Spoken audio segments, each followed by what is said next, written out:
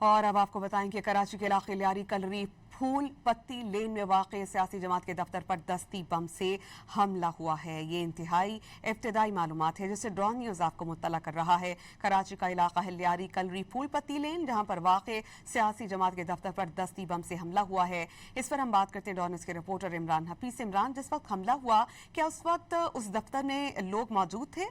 क्या इत्तलात हैं आपके पास?